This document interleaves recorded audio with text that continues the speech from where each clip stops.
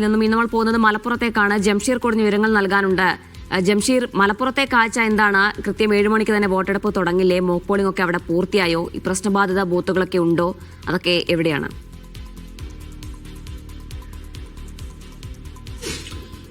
അജിന, മലപ്പുറത്ത് ഞാനിപ്പോൾ ഉള്ളത് മലപ്പുറം പാണക്കാട്ട് CKM LP സ്കൂളിലാണ്.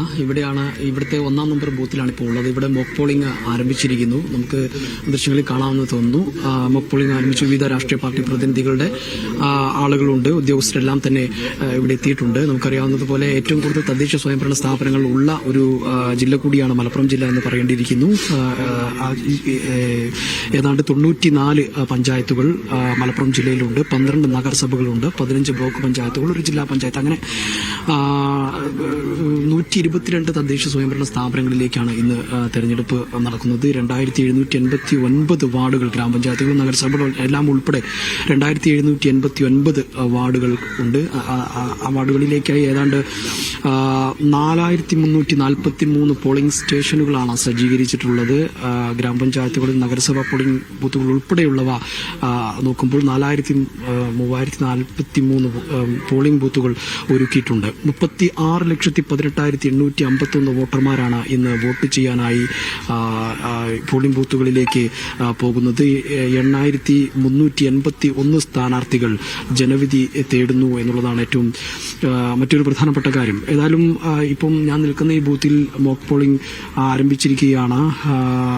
ഇനി വിവിധ രാഷ്ട്രീയ പാർട്ടിയുടെ ബൂത്ത് ഏജന്റുമാരെല്ലാം തന്നെ അവിടെയുണ്ട്. മറ്റു നടപടികളും പൂർത്തിയായാൽ 7 മണിയോട് കൂടി തന്നെ വോട്ടെടുപ്പ് ആരംഭിക്കും. അതിനുവേണ്ടിയുള്ള എല്ലാ സംവിധാനങ്ങളും ഇവിടെ ഒരുക്കിയിട്ടുണ്ട് എന്നുള്ളതാണ് ഏറ്റവും പ്രധാനപ്പെട്ട കാര്യം. പ്രശ്നബാധിത ബൂത്തുകളായിട്ടുള്ള ഇടങ്ങളിലെല്ലാം തന്നെ വെബ് ക്യാമറ സംവിധാനങ്ങൾ ഒരുക്കിയിട്ടുണ്ട്. മാത്രമല്ല ഏതാണ്ട് 7000-ഓളം സുരക്ഷാ ഉദ്യോഗസ്ഥരെ തന്നെ ജില്ലയിൽ നിയോഗിച്ചിട്ടുണ്ട്. 20,848 ഉദ്യോഗസ്ഥർ തെരഞ്ഞെടുപ്പ് ഡ്യൂട്ടിയിൽ ഉണ്ട് എന്നുള്ളതാണ്. അപ്പോൾ അങ്ങനെ മൊത്തത്തിൽ എല്ലാവിധ സംവിധാനങ്ങളും സൗകര്യങ്ങളോടും കൂടി തെരഞ്ഞെടുപ്പിനെ നേരിടാൻ മലപ്പുറം ജില്ലയും ഒരുങ്ങിയിട്ടുണ്ട്. പ്രത്യേകിച്ച് നമുക്കറിയാവുന്നതുപോലെ ജില്ലയെ സംബന്ധിച്ച് ജില്ലയുടെ രാഷ്ട്രീയം പറയുകയാണെങ്കിൽ UDF-ന് എല്ലാ കാലത്തും മേൽക്കൈമ ഉള്ള ഒരു ജില്ലയാണ്, പ്രത്യേകിച്ച് മുസ്ലിം ലീഗിന്. പക്ഷേ ഇത്തവണ ഈ വിമതരുടെ ശല്യം വലിയ രീതിയിൽ ഉണ്ട് എന്നുള്ളത് എടുത്തു പറയേണ്ടതാണ്.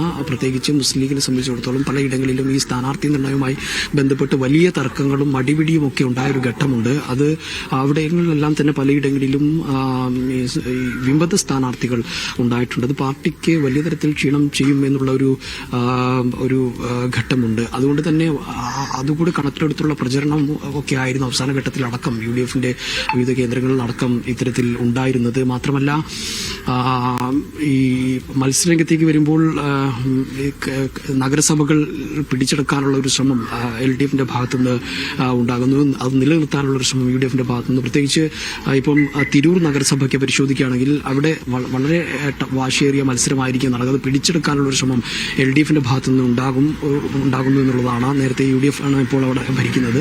അത്തരത്തിൽ വളരെ ആവേശകരമായ മത്സരം തന്നെ ആയിരിക്കും മലപ്പുറം ജില്ലയിലും ഉടനീളം ഉണ്ടാവുക എന്നുള്ളതാണ് നമുക്ക് പറയാൻ കഴിയുന്നത്.